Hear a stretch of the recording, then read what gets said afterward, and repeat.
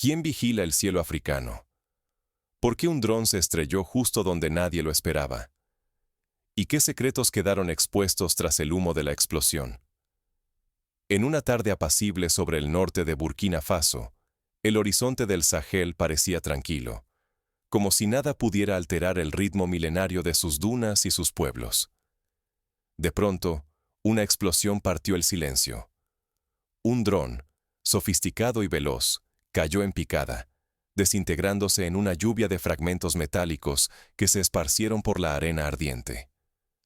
Al principio, los pastores de la zona pensaron que se trataba de un accidente militar más, de esos que cada tanto estremecen la región. Sin embargo, lo que más inquietó a los investigadores no fue el estruendo, sino lo que hallaron entre los restos. Las inscripciones en hebreo, los circuitos marcados con tecnología israelí, los microchips de última generación. Todo apuntaba a una operación muy lejos de lo ordinario. El dron llevaba oculto, en su memoria encriptada, algo aún más insólito. Una única coordenada, grabada con precisión milimétrica. El destino era Gossi, un remoto enclave en el corazón de África Occidental. Gossi, hasta ese momento, jamás había sido declarado ante la comunidad internacional como zona de extracción. Ningún mapa oficial reconocía allí minas de uranio, y ni siquiera los habitantes locales sabían de la existencia de ese filón estratégico. Sin embargo, la tecnología del dron había detectado firmas radiactivas, y sus sensores habían cartografiado el subsuelo con una exactitud que superaba cualquier monitoreo tradicional. A simple vista, la misión podía parecer parte de la guerra contra insurgentes que asola la región desde hace años. Pero los datos extraídos bajo el búnker de Ouagadougou revelaron una verdad inquietante. El dron no estaba cazando rebeldes, sino que espiaba recursos estratégicos clave para el futuro del continente. Los analistas, al cruzar la información con registros históricos, recordaron cómo, en el pasado, la vigilancia extranjera precedía siempre a la intervención y el saqueo. El supuesto accidente dejó de ser un hecho aislado. Pronto, los gobiernos africanos descubrieron que existía toda una red de vuelos secretos, todos ligados al saqueo de riquezas. Se trataba de una estructura de espionaje mucho más sofisticada de lo que jamás imaginaron, utilizando tecnología punta y desinformación para mantener a África en la ignorancia y la dependencia. Si África ignora este acto, perderá no solo sus tesoros, sino el control sobre su propio destino. El futuro de millones depende de cómo se responda a este espionaje y robo encubierto. La memoria colectiva recuerda ejemplos similares. En el Congo, la extracción ilícita de coltán ha financiado guerras interminables y perpetuado la pobreza. En Angola, el petróleo ha sido fuente tanto de riqueza como de conflicto, manipulado por intereses extranjeros. Para entender lo que está realmente en juego y cómo empezó esta lucha silenciosa, debemos retroceder y observar el primer movimiento de este juego de poder. Recordemos, por ejemplo, cómo en la década de los años 50 del siglo pasado, la fiebre del uranio llevó a potencias como Francia y Estados Unidos a instalar bases secretas en Níger y Gabón, bajo el pretexto de la cooperación científica. Décadas después, poco había cambiado. Nuevas banderas, las mismas intenciones. En las sombras de la historia reciente, potencias extranjeras han codiciado los recursos africanos. El dron caído es solo el inicio de una revelación que cambiará el continente. La tecnología ha reemplazado a los ejércitos, y los algoritmos a los generales. No se trata ya de colonización tradicional, sino de una colonización digital, sigilosa y devastadora. ¿Por qué un dron vigila uranio y no terroristas? Esa pregunta retumbó en todo el continente africano la noche en que un dron israelí se precipitó en el norte de Burkina Faso. La explicación oficial hablaba de insurgencia, pero los datos rescatados bajo el búnker de Ouagadougou revelaron algo más. El dron no cazaba rebeldes, sino que mapeaba radiación, identificando puntos de extracción aún desconocidos para los propios gobiernos africanos. Las coordenadas obtenidas coincidían de manera inquietante con yacimientos de uranio jamás declarados ante la comunidad internacional. En Gossi y sus alrededores, el subsuelo africano estaba siendo cartografiado con una precisión asombrosa. Esta práctica recuerda lo ocurrido en los años 90 en Irak, cuando satélites occidentales identificaron yacimientos petrolíferos antes de la llegada de las tropas internacionales. Sin embargo, lo más alarmante era el flujo de esa información. Datos sensibles enviados en tiempo real a servidores privados distribuidos entre Tel Aviv, Chipre y Nueva York. No era casualidad. El mismo sistema de triangulación se empleó en el Congo para monitorear el tráfico de diamantes y en Venezuela para rastrear reservas de petróleo. A la luz azulada de las pantallas del búnker, los líderes africanos reconocieron el patrón. Este libreto era conocido: primero vigilancia, luego intervención. En Libia, los satélites marcaron el inicio del saqueo petrolero. En el Congo, los algoritmos abrieron la puerta al expolio del cobalto. En Irak, la inteligencia digital allanó el camino para la invasión. El eco de la historia helaba la sangre en la sala, trayendo a la memoria la explotación de caucho en el Congo belga, cuando millones de vidas fueron sacrificadas por la codicia ajena. La supuesta retórica de seguridad era solo una máscara. La verdadera batalla se libraba por el control de los recursos, ya no con ejércitos, sino con tecnología y algoritmos invisibles. Cada byte capturado, cada imagen transmitida, era otra jugada en el tablero global del saqueo.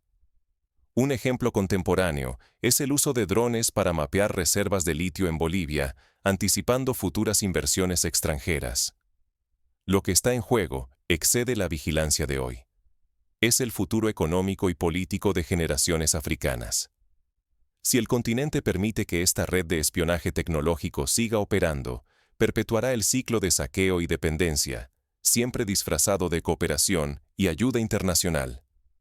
Así ocurrió con la llamada ayuda para el desarrollo en los años 60, que en realidad encubría condiciones comerciales desventajosas. Pero ahora, con la verdad desvelada ante quienes deciden, la pregunta ha cambiado. Ya no se trata de si los vigilan, sino de cómo responderá África.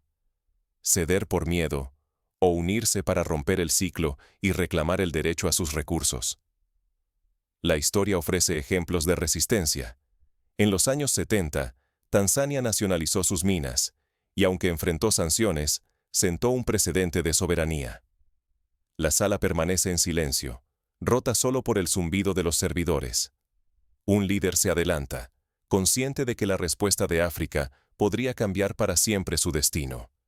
Sabe que un error puede tener consecuencias tan profundas como la Conferencia de Berlín, donde el destino del continente fue decidido sin que ningún africano estuviera presente. ¿Qué ocurre cuando África levanta la mirada y desafía, por fin, los ojos invisibles que la han vigilado durante generaciones? ¿Es posible revertir siglos de explotación con un acto de coraje y unidad?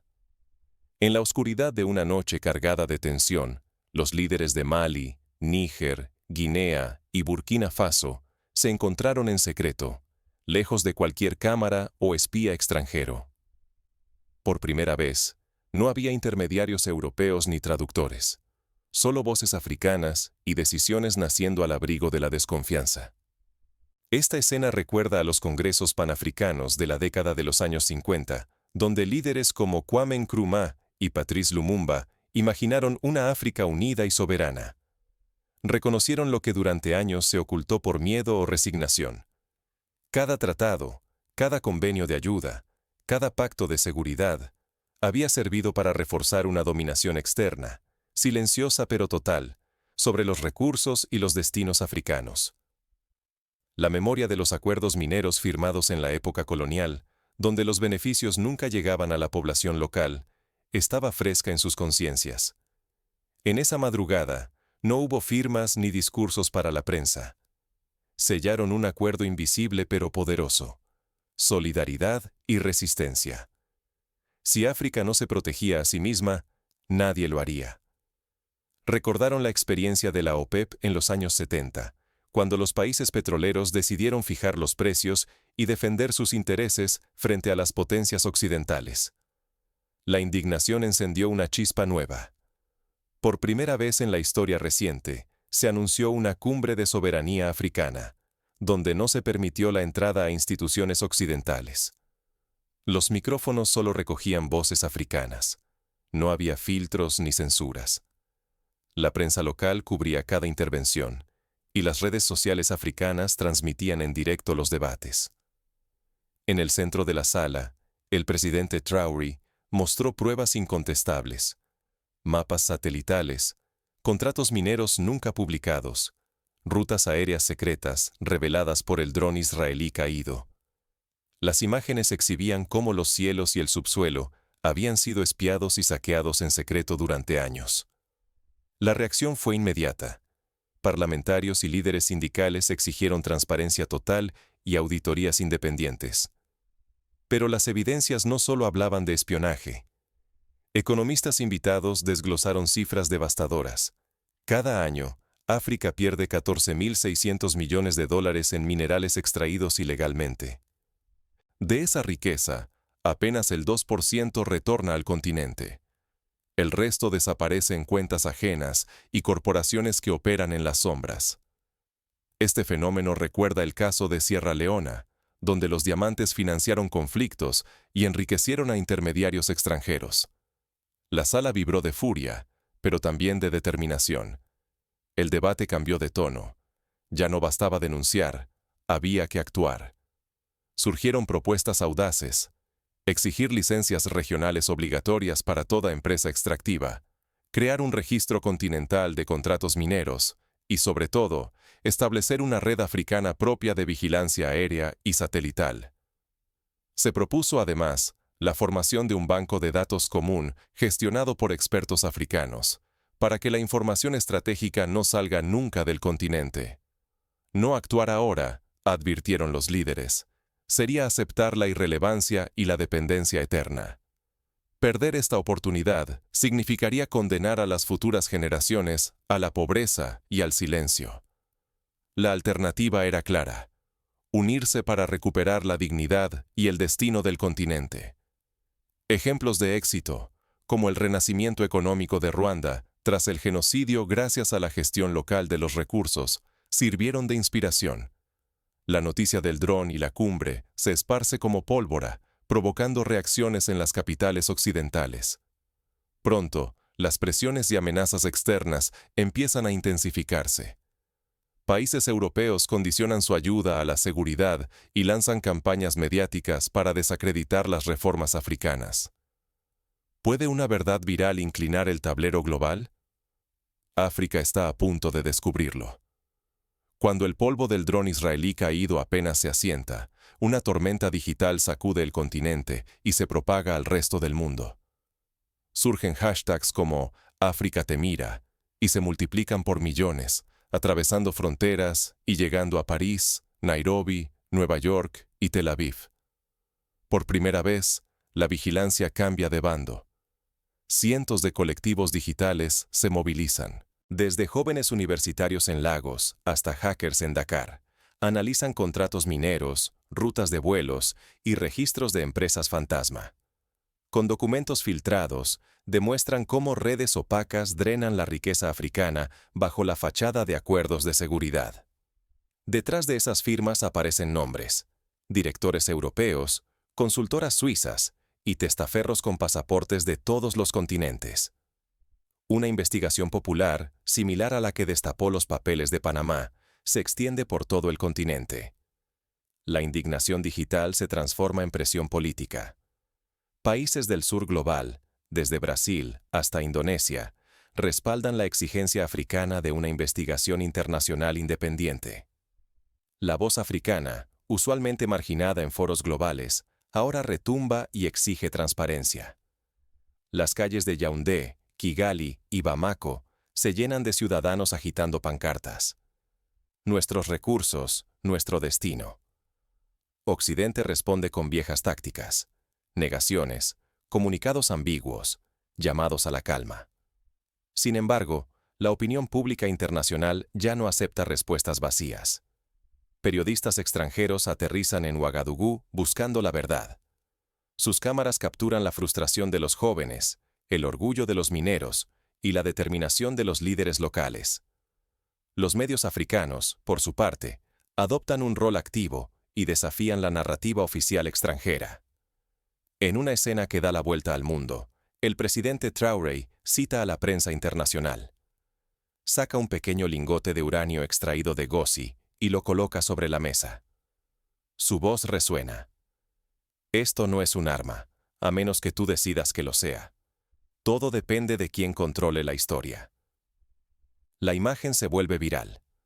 Por primera vez, África ofrece evidencia y narrativa propia. Esa ola de conciencia se convierte en reformas concretas. Parlamentos nacionales, presionados por la sociedad civil, aprueban leyes de soberanía. Al menos 51% de los minerales estratégicos deben permanecer bajo control nacional. Se criminaliza el sabotaje económico y se establecen penas severas para funcionarios y cómplices extranjeros. Se crea además un fondo continental para invertir los beneficios en educación y salud. La transformación culmina con la adopción de la Carta Africana de Protección de Recursos. Por primera vez, se exige participación comunitaria mínima en toda explotación minera. Se prohíben los escaneos subterráneos sin autorización y se obliga a que los beneficios financieros se depositen en bancos regionales, no en paraísos fiscales. Es un nuevo marco de justicia económica continental. Pero la historia aún pende de un hilo. El peligro es real. Si la revolución digital y social no se traduce en reformas estructurales y perdurables, todo podría revertirse. El mundo observa, pero la presión ahora es interna. ¿Será África capaz de sostener su soberanía más allá del momento viral? ¿Podrá blindar su economía y su dignidad, o los viejos poderes encontrarán nuevas grietas para infiltrarse? El desenlace está abierto. La próxima jugada depende de la resiliencia de las instituciones africanas. La pregunta ya no es quién vigila, sino quién escribe el futuro. El ejemplo histórico de Sudáfrica, que logró mantener el control sobre su industria de diamantes tras el apartheid, demuestra que la perseverancia puede rendir frutos, pero solo si existe unidad y vigilancia permanente. ¿Cómo se transforma un hashtag en leyes y economía real? La respuesta empezó en una sala improvisada de Ouagadougou. Allí, por primera vez, líderes africanos decidieron dejar de pedir soluciones externas y actuar por sí mismos. La indignación viral se convirtió en acciones que reescriben la historia del continente. Los movimientos sociales organizaron talleres de formación legal y tecnológica, empoderando a comunidades enteras para fiscalizar los contratos mineros. La primera medida fue la creación de la Bolsa Africana de Uranio, un mercado propio y soberano. Por fin, el precio del uranio africano se define en África, no en Londres ni París. El continente asestó un golpe a los viejos circuitos de especulación y dependencia. Esta iniciativa inspiró a otros sectores, como el café y el cacao, a buscar mecanismos similares para fijar precios justos.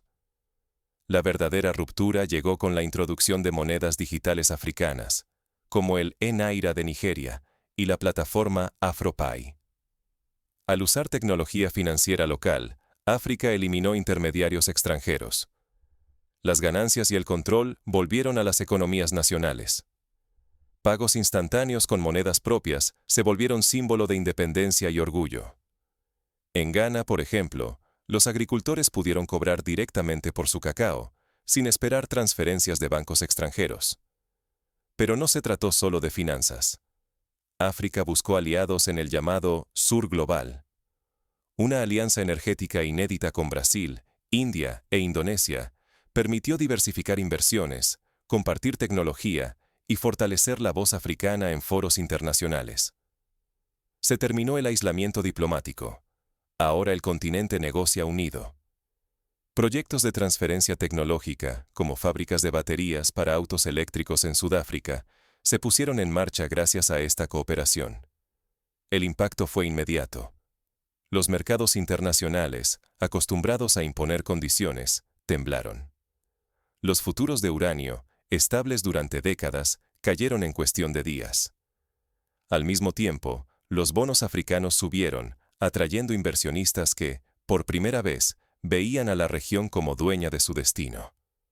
Empresas chinas y rusas ofrecieron invertir en infraestructuras a cambio de condiciones transparentes y justas. La soberanía se celebró también en el terreno cultural. Medios independientes y artistas populares llenaron calles y redes con canciones, murales y documentales que reivindicaban la dignidad y el derecho africano a decidir sobre sus recursos. Surgió una nueva narrativa, lejos del victimismo y llena de orgullo. En Nigeria, la serie documental Raíces de Soberanía ganó premios internacionales por mostrar historias de comunidades que recuperaron el control sobre sus tierras. El cambio llegó a las aulas. En universidades de Senegal, Ghana y Sudáfrica se empezaron a enseñar leyes de recursos y soberanía africana. Ahora, futuros abogados, ingenieros y economistas estudian cómo defender los intereses del continente desde la raíz legal y técnica, desmontando décadas de dependencia intelectual. Los programas incluyen intercambios con universidades de Asia y América Latina para compartir experiencias de emancipación. El ejemplo africano comenzó a inspirar a otros continentes. En América Latina y Asia, movimientos sociales y gobiernos se preguntaron: ¿y si nosotros también podemos romper los viejos esquemas? África dejó de ser caso de estudio en problemas para convertirse en modelo de emancipación y dignidad. En Bolivia, organizaciones indígenas citan el caso africano para renegociar contratos de litio. Sin embargo, el mayor peligro sigue latente: que todo este cambio se quede en la superficie, o peor, que fuerzas externas o internas logren revertirlo, diluyendo la oportunidad histórica de transformar el destino del continente. Solo la vigilancia y la unidad protegerán estos avances. Así lo aprendió Egipto tras la independencia, cuando la presión externa intentó revertir la nacionalización del Canal de Suez. Pero ninguna transformación está garantizada. Lo que suceda después dependerá de la capacidad africana para resistir presiones y defender su nueva soberanía. La experiencia de países asiáticos como Vietnam y Malasia, que lograron consolidar su independencia económica tras décadas de conflicto, demuestra que la perseverancia puede vencer incluso a los intereses más poderosos. África ya no implora ser escuchada. Ahora habla con voz propia y firme. Ha aprendido de sus heridas y de las luchas ajenas. Sabe que el camino será largo, pero también que cada paso cuenta. Durante demasiados años, la narrativa global silenció a África, presentándola como víctima pasiva, vigilada y explotada por intereses ajenos. Sin embargo, tras el hallazgo del dron caído, algo se quebró para siempre. El continente dejó de esperar permiso y asumió el derecho irrenunciable de definir su destino. La valentía de los líderes actuales se suma a la de figuras históricas como Thomas Sankara, que desafió la dependencia y luchó por una Burkina Faso realmente libre. El control de los recursos africanos ya no se negocia en oficinas lejanas. Ahora es tema de debate, defensa y legislación aquí mismo, por y para los africanos. La reacción colectiva al escándalo del dron marcó el nacimiento de una vigilancia activa, no solo sobre el territorio, sino también sobre quienes buscan lucrar en las sombras. Los medios comunitarios y las asambleas vecinales se convirtieron en espacios de fiscalización y denuncia. Las acciones legales, los avances tecnológicos y las nuevas alianzas diplomáticas señalan un despertar irreversible. África demostró que puede unir voces y talentos, superando fronteras impuestas desde fuera. Esta solidaridad panafricana es más que símbolo. Es el cimiento de una soberanía real, edificada y defendida cada día en foros internacionales. La reciente creación del Parlamento Africano de Recursos Naturales es prueba de este avance. Pero la historia enseña que las amenazas vuelven disfrazadas de ayuda, progreso o inversión. Si África y quienes la apoyan bajan la guardia, si decae la vigilancia y la unidad, existe el peligro de que el relato vuelva a escribirse desde fuera y otra generación pierda el control de su futuro y su dignidad. La vigilancia ciudadana y la educación crítica son herramientas esenciales para evitarlo. Hoy, el continente avanza sabiendo que el mundo observa. La pregunta ya no es quién vigila a África, sino cómo África protege y cultiva lo suyo. Cada decisión, cada alianza, cada ley es una línea más en una historia escrita en primera persona. El compromiso es colectivo. Ningún avance será real mientras una sola comunidad siga siendo explotada. El círculo se cierra. Ya no basta con denunciar, ahora es tiempo de actuar. Para quienes miran desde fuera y para quienes viven dentro, la invitación es clara. Reflexionemos juntos y participemos en la vigilancia y construcción de una África protagonista, consciente y solidaria. Las redes sociales, los foros internacionales y los movimientos juveniles son el escenario donde se juega el próximo capítulo. Porque el verdadero poder no está en la tecnología que surca los cielos, sino en la voluntad de un pueblo decidido a custodiar su destino. África ya no es tierra de conquista. Es ahora tierra de conciencia y decisión. El futuro está en manos de quienes se atreven a imaginarlo y defenderlo, línea a línea, ley a ley, acción a acción. ¿Y tú? ¿Qué papel jugarás en esta nueva historia africana? El tiempo de la pasividad terminó. Ahora es el turno de la dignidad, la vigilancia